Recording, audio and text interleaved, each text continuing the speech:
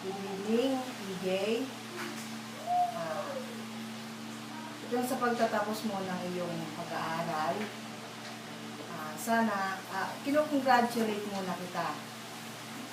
Salamat at nakatapos ka sa 4 na taon na paghihirap mo, pagtitiyaga mo sa iyong pag-aaral.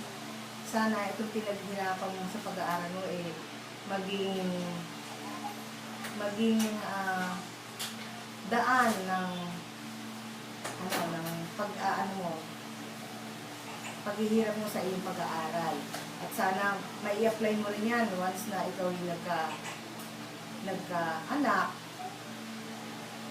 Mapaaral mo rin ng maayos at mapatapos mo rin ng maayos ang iyong magiging mga anak kung sakaling ikaw ay darating sa puntong iyon. At salamat din sa araw-araw mong pagtitiyaga sa pag-aaral mo. At salamat nakarating ka dyan sa minimithi mong makatapos ka ng pag-aaral mo. Marami ng mga iba dyan na estudyante na natapos nga na hindi pa nakakapagtrabaho. Pero sana, sa pagtatapos mo ito ay magkaroon ka rin ng magandang trabaho, magkaroon ka rin ng magandang kinabukasan. Salamat at sa pagtitiyaga at paghihirap na tinulong sa iyo ng magulang mo.